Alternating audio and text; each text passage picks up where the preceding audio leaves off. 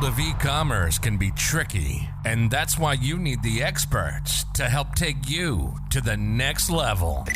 This is Delivering E-commerce, and this is Chris Parsons. Hey, welcome to another episode of Delivering E-commerce. I'm your host, Chris Parsons, and I am very excited to have I'm a super fan for one.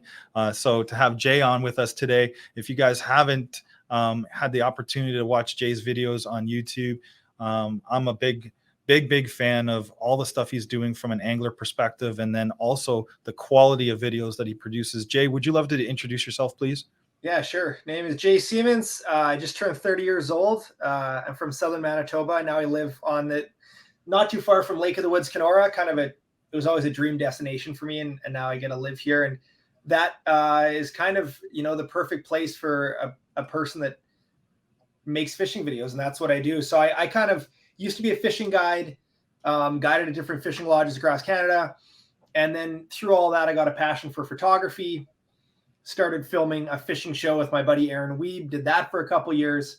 Then did the YouTube, then he started, growing on YouTube more. And we kind of went separate ways. We're still best buddies. But then I ran a production company for a number of years. And now just in the past 4 years, I've kind of started self-documenting my journeys, my fishing trips, hunting trips, that sort of stuff. And now I pretty much have stopped doing productions for third parties. It's basically just my YouTube channel is I guess my main source of income. And I've started some side hustles, which we'll probably talk about. But yeah, now I make my living going fishing and shooting videos, and kind of it's my childhood dream to do what I'm doing right now. When I grew up, I was always watching TV fishing shows, and now it's kind of just in the world we live. I think for myself and a lot of other people, I consume more YouTube than TV. I don't have a satellite subscription. I think everyone has Netflix, but I consume mostly on YouTube, and that's kind of why I create on YouTube, because I think that's where a lot of the attention is. And yeah. That's awesome. And thanks for rubbing it in that you're 30 years old and having this great living your dream. Not too many people get to do that. That's very lucky. You should be very proud of what you've accomplished already at the young age of 30, because not only are you doing it, you're doing it with a great network. You're being really respectful in communities. Like, the amount of comments that I see about the quality of individual that you are it says a lot about you. So kudos to you for that. You can edit yourself however you want to look, though. All the bad stuff, edit it out. Yeah, you can't edit out the social media comments. I mean, you can block some, but there's still ways to track the voice of a brand, and you're creating a great one for yourself. You. Let's dive into, when you were working on the video side of it, and you were honing your skills. I saw an episode we were talking about the different equipment that you use, and really not from the fishing standpoint, just from the videographer stuff, and from a lot of obviously I've got myself a new halo light to give me the perfect complexion for a 45-year-old, and then obviously I'm using some good quality mics and a great cam, but yours is because you're outside doing a lot of stuff. What was your biggest learnings during that part of your journey on investing in the right equipment? Well, I think it's so easy to just get caught up in gear in general. And, the story will always trump whatever the camera gear is. Like, when you look online and you look at, a lot of viral videos or videos that get a lot of views, so often it's not the highly produced stuff. It's the stuff that's a really cool moment that's captured a really good story. Mm-hmm. So, I mean, I think and this is getting a little off topic, but when I started making YouTube videos, one of my first videos that got a lot of views, it was how to clean a goose. That was we were breasting a Canadian goose out, and my main camera died. And then I was like, okay, we'll just film with the GoPro. We started filming, my GoPro dies. I'm like, okay, you know what? We're going to finish filming this with my iPhone. So we used my iPhone, and the video was like, my normal videos would have drone footage and slow-mo footage and cinematic music. And then we slapped this video together that was it was informational. It gave you the A to Z of how to clean a goose, but the quality on the production wasn't quite there. And I put it on YouTube, and it outproduces all my other videos. Right. And it was okay, there's something to this. I pride myself in my style being, a higher production value cinematic, but I think people get so caught up in the gear. So for me, it was, realizing that the gear. And even now I've streamed down, I'm selling camera gear all the time, and I'm trying to streamline, because I find that it's so much more important to get, like, to make sure I can get the shot if it's something that happens quick. Like if I have to pull my phone out and there's iPhone shots in my video, I'll use those, because it's more important than, setting up everything, setting up the big camera with the monitor. All that stuff takes time. So over the last year, 2 years, it's like, how can I do as much as possible with as little as possible? And like streamlining my kit, I guess you could call it, and that's just an ongoing learning process. As far as like learning photography and videography, it was all self-taught. Like you with your podcast on e-commerce, I mean, people are looking online for experts, and a lot of people aren't going to school anymore. For me, right. I didn't go to photography school. I just went on YouTube and was like, okay, how to import footage into Premiere. And I'd learn. And it's like how to fix light flickering. And there's 30 videos on how to fix light flickering when you're filming slow-mo shots.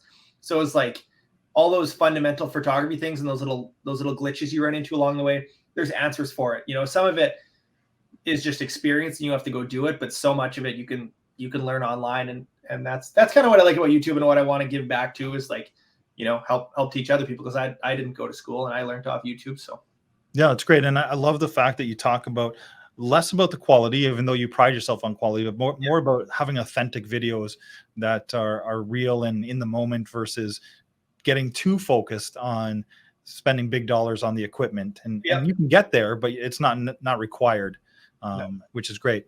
So once you did that, you got some experience filming for someone else, and then you said you obviously have maintained a great relationship, and you guys have shot videos together since then. What really was the calling to say, you know what, I'm going to get into doing these videos and do my own YouTube channel? And I mean, you hit a milestone just about a month or so ago, maybe a couple of months ago now, 100,000 subscribers. So congratulations on that. But what inspired you? And that's a 4-year journey to get to 100,000 subscribers. Yeah, right? It was, I was very, very fortunate to start. Like when I started making YouTube videos, I started dabbling with some travel videos and behind the scenes on like, photography, on like wedding photography, anything. And for me, it was just like, I'm traveling a lot. At that point in my life, I was probably on the road for 200 days a year. And I was like, you know what, I want to document my trips, beyond it turning into a full-time business thing. I was just like, you know what, I want to look back on these. It's like my journal, it's my blog or whatever. Right. Mm-hmm. And I still every once in a while will look back an old video and be like, man, I barely remember that. It's so cool to have it on video, that specific fish, or I've moments beyond that, beyond just catching fish, like funny stuff that goes wrong. And I was like, you know what, I just want to document this. I'm always doing, some interesting, I got to go to some cool places, right? So I want to document that. So that's kind of how it started. And then it was one specific conversation with Travel Manitoba, Huntfish Manitoba. They've been my longest partner. And they were like, why don't you start, why don't we partner on some stuff and see what can happen? And they kind of put faith in me right away. So like, hey, Jay, you want to film some videos in Manitoba, do some destination type stuff. And I learned a lot from my boss there, whatever you want to call him, Ryan Suffren. He just knew a lot about, product marketing and destination marketing. And it was just, they gave me the ability to focus on making YouTube videos and not to have to, I used to shoot a lot of weddings. That was like my main source of income, because weddings are lucrative in the photography world. But it takes up a lot of your time. And then once I had some sponsors coming on board with YouTube videos, it was kind of like, okay, well, maybe I won't book as many weddings and I can focus a little more on shooting fishing videos. Because that's the toughest at the start, is like, for so many people, they have a Monday to Friday job, and then you're making a video weekend and you're editing in the evenings. And that's why it's tough to it's tough to do YouTube videos kind of halfway. You kind of got to go all in if you want to do it. Yeah. But it takes, it starts as a side hustle. And then if you can, rally up some sponsors or get enough views that it pays in the AdSense, then that's another route to do it. So I think everyone's journey is different, but I was very fortunate to have people coming on right away. And then, I kept phasing out my other corporate stuff. I would, I was still doing YouTube videos. I was probably doing half YouTube videos and half corporate tourism video photo stuff. And then the YouTube just kept growing. And I was like, you know what, even if the YouTube isn't as financially viable, or not, no, financially, like, I could make more money shooting corporate stuff is what I'm trying to say. Right. YouTube is where my passion is. And, you know, maybe in the long term, it could be, you know, more profitable, but even in the short term, I was just like, I love this so much more. And it's more life-giving for me. There's no creative constraints on YouTube. You can do whatever you want. I can upload a video today. I can upload a video in a week. It can be 2 minutes. It can be 10 minutes. And nobody, like, there's no revisions. If I was making a video for you and you were my client, you would be like, okay, Jay, make these 3 tweaks. Yeah. And we'd go back and forth. We'd make more tweaks. Now with YouTube, it's like, I can just have the final say and upload it and experiment. And yeah, so I you control your destiny when it comes to the content that you're producing and putting out there. So that's a lot. It's got to be gratifying because as you say, if you're working with a company or an organization, it's their directions, their feel, their vision. You play a role in it, but ultimately you've got to answer to them. So you've taken control of your own journey when it comes to YouTube. I think as an influencer, and this is where I think my audience is, obviously with an e-commerce background and an e-commerce audience. We're all looking for influencers. We're trying to partner with the right folks to reflect our brand. You have some sponsorships, and one of them is I'm going to bugger up the name now. I should have got it. It's an auto parts. Princess Otto. Princess Otto, yes. And you've mentioned them a few times. How did that relationship come along? Because especially from when you're like thinking about ice fishing, you don't think of Princess Otto, but then going because you've got me hooked, and my wife blames you for this because I spend a lot of time ice fishing now. Yeah. And so she doesn't see me on weekends anymore. But between your YouTube videos and Clayton Schick and all the other partnerships that you've introduced me to through your content, it's like I couldn't even imagine that connection with Princess Otto. How does that come about? Yeah, I mean, that's the thing about when you put a video on YouTube, is you never know who's watching it. And it always surprises me. And you know, it's you know, someone refers it to a friend, refers it to another friend, and then all of a sudden, it's someone from Home Hardware watching, or someone from Princess Auto, right? And yeah, I mean, Princess Auto is a store that before they approached me, it was like I always liked visiting there. They had a lot of cool stuff. Yeah. And it was just a natural fit. But I mean, I get emails probably maybe not every day, pretty close to every day, from like people wanting to do partnerships. Like and so often it'll be like a one-off Amazon. It'll be like some random email from overseas, and it's like, hey, we want you to do a review video on our heated gloves. Or it's like, hey, we have this new flashlight. And those just like, first off, you can tell it's a cut and paste email. So I just have no interest in it there. Yeah. Secondly, they're looking for a one-off. They're looking for a one-off review video, which just as a brand, that doesn't interest me. Like I want longer lasting relationships, and I wanted something that I can use, because people see right through you if it's not authentic. If you're doing something just because it's a plug, they're going to see through you. And that's, I think, why YouTube has such a big audience, is because it feels real. It doesn't feel like necessarily a TV show where it's all pluggy.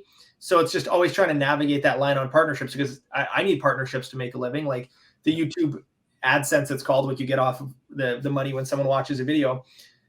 Maybe I can make a living off of it, but the sponsors, you know, they help fill it out, right? It's all one piece of the pie. So with Princess Auto is a marketing firm that reached out that does all their marketing. And I was like, yeah, I think we can do this. And they said, Jay, like, we don't want anything big and salesy. We just want people to become familiar with the brand. And like, if you're using a product from Princess Auto, just mention it. It doesn't need to be like this video presented by Princess Auto. Right. You know, and that's how it goes. Some people want that, and they want the one-off review video. And I'm like, no, that's not what I want. I want like Dakota Lithium. They've been a partner for a long time too. And it's like, I use batteries all the time. Lithium batteries are the way of the future. And you know, they're fantastic. So I'm very careful on that side of things about who I'm going to partner with, because I think you can turn people off of your brand in a hurry. You know? Yeah, if it looks like you're just taking sponsorship after sponsorship, and the Princess Auto, like I think one of the very first tips a year or so ago when I started watching you was these big chunky mats to keep your feet a little bit more warm.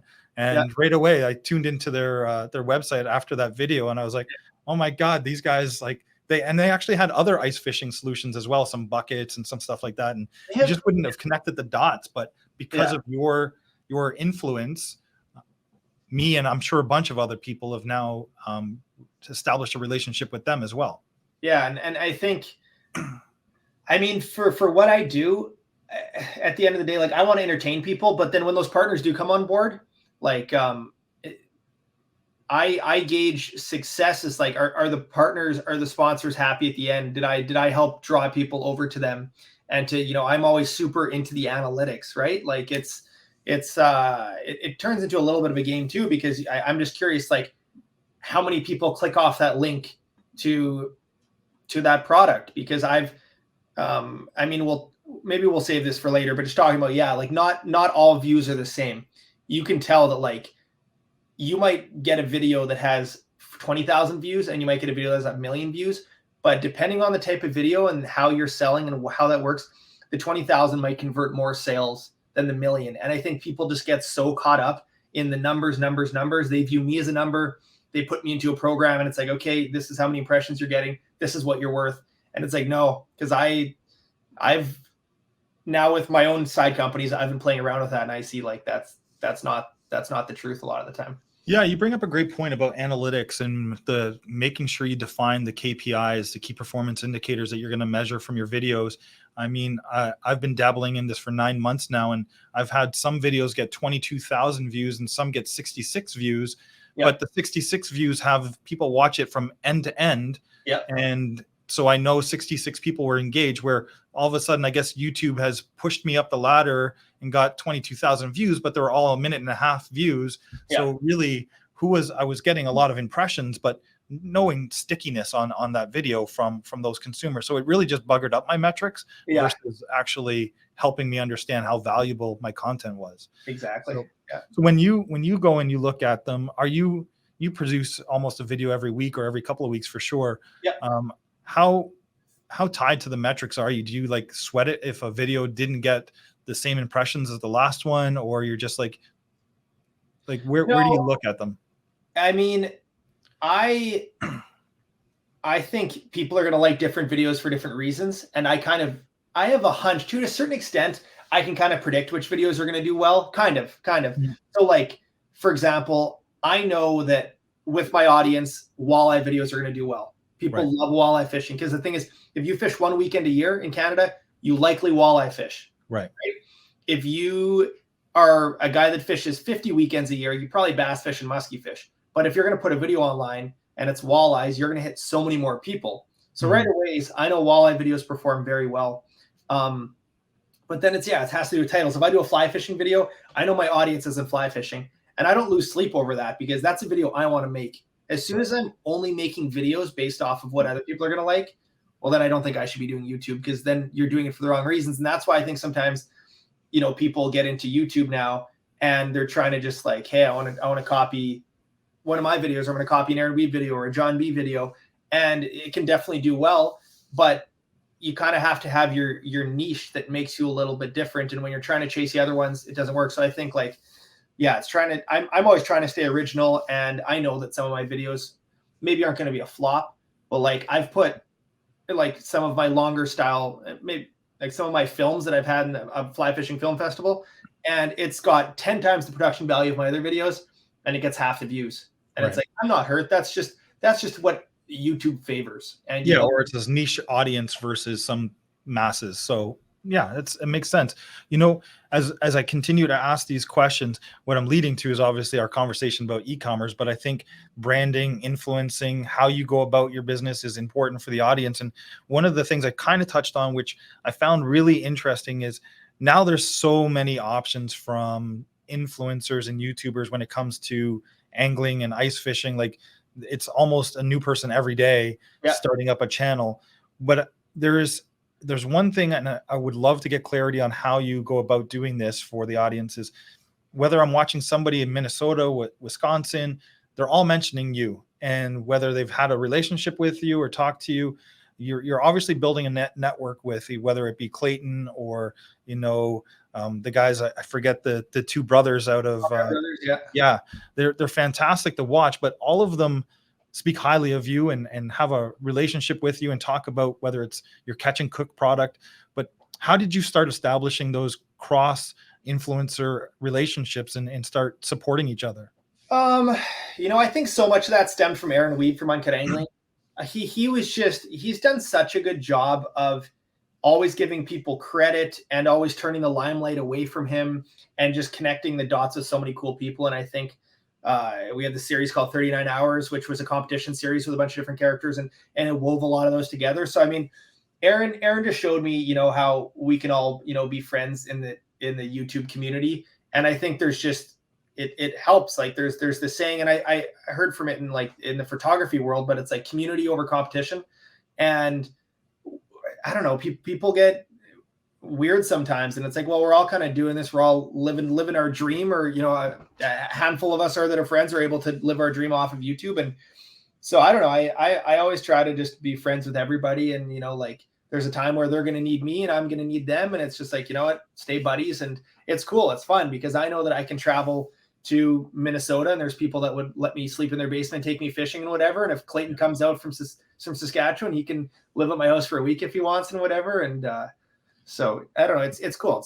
We're all buddies. And like, even for Clayton, our relationship goes like way before YouTube. Clayton and I had been going on road trips around Canada and the States when we used to guide together. And so we'd been friends before the YouTube, and we both started our YouTube kind of at the same time, and it's kind of grown very similarly at the same time. So yeah, it's just fortunate on that side. I love the comment about community versus competition. I have done a few podcasts where I talk about a very similar concept, because I think from a retail perspective, e-commerce is still 20 something years later after it launched. It's still very immature in Canada and has a long way to go. And I'm like, we can compete me as versus like Depot or Lowe's or you name the competitor, or we can be more collaborative on, where the technology goes, whether it's personalization, A/B testing, logistics. We can go and really build up the market in Canada, and then we can become frenemies and get really competitive with each other. But until that happens, there's enough there for us to build up the industry overall, which then makes it a bigger pie for all of us to go after, versus being competitive off the hop and you're like trying to be number one all the time. It's not going to help out the overall industry nor the people that are coming up in the world, because those folks need a hand up as well, versus us just being like, let's worry about today. So that's great. So you've got this YouTube channel, and then of course you want to layer on more, and you decide to launch a Catch and Cook brand. Let's talk about Catch and Cook. And there is one more other thing. I know you're partnering with somebody on this whole food kind of aspect, and I forget the name of the partner on that, but I watched you do a video on cooking some. It wasn't shrimp, but it was some beer batter stuff. Yeah. So I mean, my partner with Catch and Cook is his name is Josh McFaddin. And I guess the story on Catch and Cook is we were in eastern Manitoba filming an ice fishing video. And I mean, I've always had an entrepreneurial, mindset, soul, whatever you want to call it.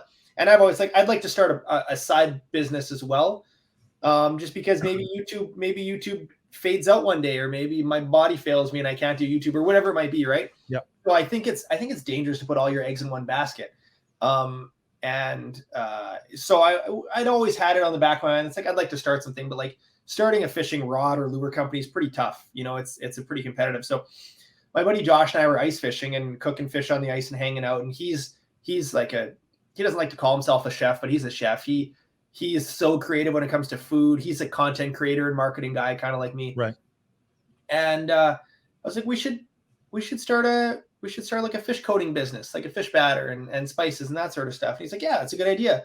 And he already had like a family recipe that he had tweaked over years and made it kind of just right. So at the same time, there was a kind of a trend on YouTube called Catch and Cook videos, right? You'd catch it and you'd cook it. It could be hunting, it could be fishing, it could be whatever. And we started looking online. I'm like, I wonder if we could do the name Catch and Cook. That'd be pretty cool. And we looked online and did a bunch of research, and there was no brand named Catch and Cook. Amazing. I'm like, we have to. I'm like, we can't not. So that was probably about 2 years ago. And then it was a long time to figure out the product, the development, and finding a mill and finding, that's all changed. We can go as deep as you want into that.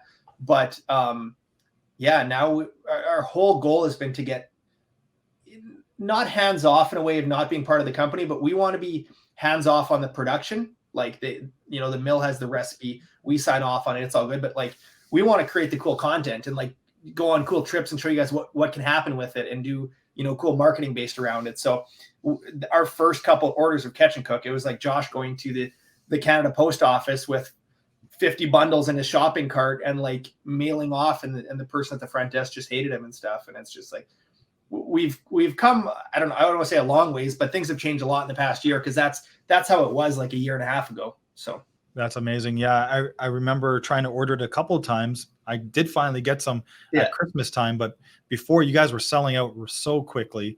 And whether that was like logistics or just forecasting, because you don't know how many people are going to decide.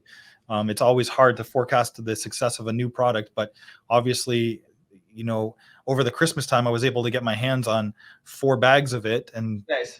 Different crunchy, the original, and I think a spicy one. Yeah. And as I was kind of saying before we started the podcast, I've been fortunate enough this year to go to Lake Nipissing a few times with the different groups, and each time we dabble in the Catch and Cook, and it's the best batter that's out there. Hands down, is the best out there. And it's funny because like when Josh and I hear that, we're just like, are people just saying this because they're our friends? Like, would we get feedback if it wasn't good? So it's just like, but we love hearing that, right? Because I eat a lot of fish. When I got it, I ate a lot of fish, and I'm like, no, this stuff's great. Like, yeah, well, I mean, full transparency for anyone watching, you and I had a conversation probably 9 months ago at one point. Yeah. And then, so we don't have any other relationship other than exchanging a few emails and a phone call here or there. So I'm being authentic when I can tell you that the guys that were eating it over those 2 weekend trips were very impressed with the quality of the product. So e-commerce, and what does that mean? Like, obviously you're looking to have your Catch and Cook in retail, or maybe you're not, but I think that's probably a goal if you're not already in some. And then e-commerce plays a role.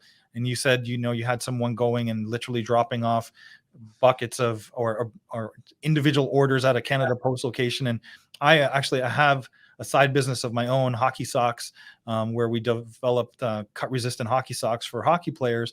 Yeah. And I actually take my own vehicle and drive them to a Canada Post location and pick, pack, and ship and do all of that stuff myself. And it's a great learning experience. But I can tell you, the soon as I can stop doing that, the better. Yeah. So, I mean, we just learned, it's been such a learning curve for us because we have no background in e-commerce. Josh used to work for FXR that makes like racing clothing and that sort of stuff. They're a pretty big company. So he knew some marketing stuff, but we've never actually dealt with the shipping and the fulfillment side of things. So, very quickly after trying to do the shipping ourselves, we realized we needed, a 3PL. And I think terminology. Like, I'm a fisherman and a photographer. So it's funny when I get into these conversations with experts, because it's like, Josh and I are just, this is exactly how I got into photography. It's just like, I'm just getting thrown into it and making the mistakes. And I love it. Like, I've learned so much about e-commerce and about the food business just from this. And it's fun. It feels like I'm going to school again and learning something new. So, we found a 3PL that does the shipping in Canada. I'm sure this is a topic that gets brought up a lot. People do not realize how expensive shipping in Canada is. Yeah. It is insane. So right away, our goal from the start was, we're going to do only e-commerce. We're only going to sell online, and it's going to be great. So we started crunching numbers, and it's like, well, if we sell a single bag of Catch and Cook for $12, people are paying on the average $15 to $20 of shipping. Anywhere in Canada, $15 to $20. So I was like, no one wants to pay $30 or one. So it's like, okay, here's what we're going to do, Josh. We're going to make it so people can only buy 2 packs on the website. You got to buy 2 at once. Yeah. And then we thought about it again. We're like, no, we're going to make it only 3 packs. And it's not to be greedy. It's because economical. I'd feel bad if someone ordered less than a 3-pack and they paid $15 shipping. Yeah. Because it's just like, why should Canada Post get that much money? So right now, you can't buy a single pack. You have to buy a 3-pack. So that's what we're doing there.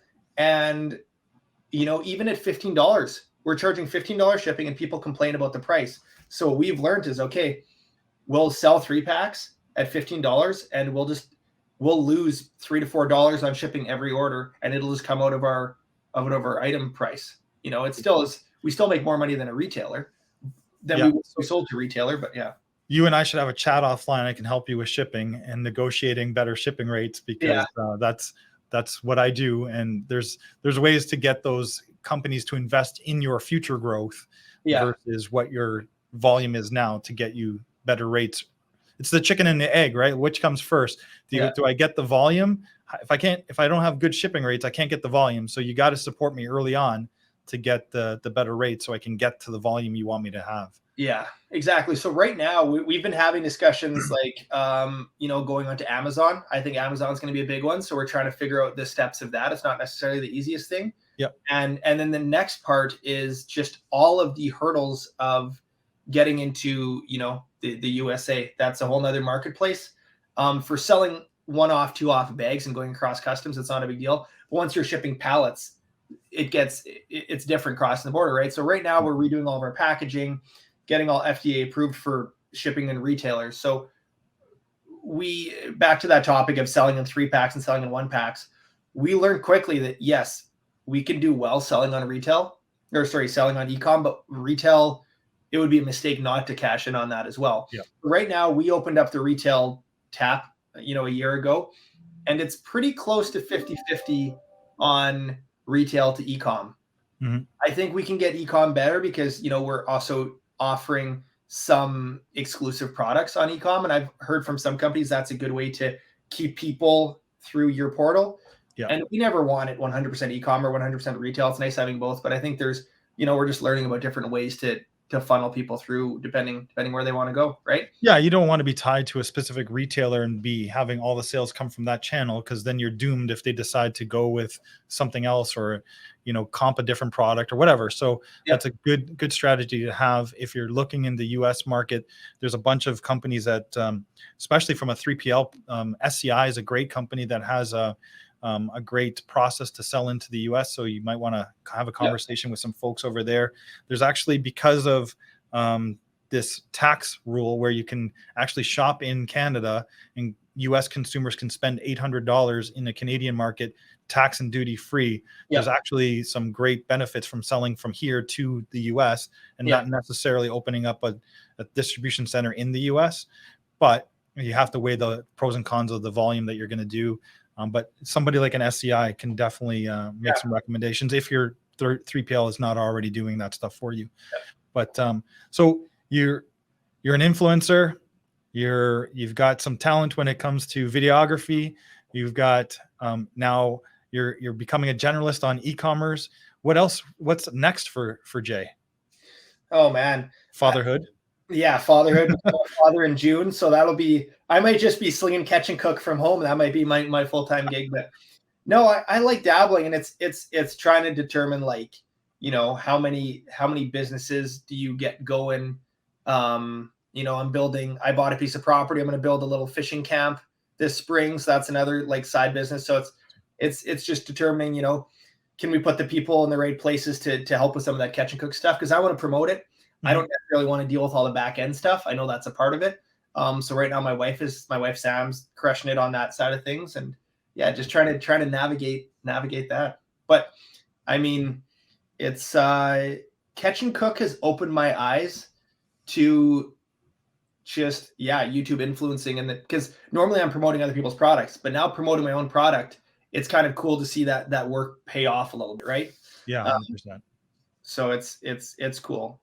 So we'll see where it goes. Yeah. Great. Well, Jay, we're already 30 something minutes into this. I could go on for another half hour because I've got a ton of specific tips that I'm looking for to catch more fish, but we'll save that for another video. How can anyone reach out to you and connect with you? Probably the best way to reach out to me is shoot me a direct message on Instagram. That's probably what I check the most. Or you can email me at jsiemensmedia, info@jsiemensmedia.com. That's probably the easiest. You can head to jsiemens.com and it's got links to everything there. But I would say most of my time is spent on making YouTube videos, and that's where you can find me. Awesome. I really appreciate you spending a half hour with me tonight. I know people are going to love listening to this hybrid conversation about being a YouTuber, an influencer, and also being a great entrepreneur at the young age of 30, and and I really appreciate it. Keep up the great work. Thanks, I'm a big fan. You made me pay for YouTube as well because I wanted to avoid the commercials. There you go. And now I get to just seamlessly go through all your videos. But thanks very much, Jay. I really appreciate it, and a pleasure meeting you face to face and having a dialogue tonight. You as well. Thanks, Chris. All right. Cheers, man. You've been listening to Delivering E-commerce. It's our passion to have on leaders and suppliers in e-commerce from around the globe, setting you and your strategy up for the next level. We hope you've gotten some useful and practical information from the show. Make sure to like, rate, and review, and we'll be back soon. Connect with Chris on LinkedIn at Chris Parsons, on LinkedIn and Spotify at Delivering E-commerce, or on YouTube at Chris Parsons Delivering E-commerce. Till next time, this is Delivering E-commerce.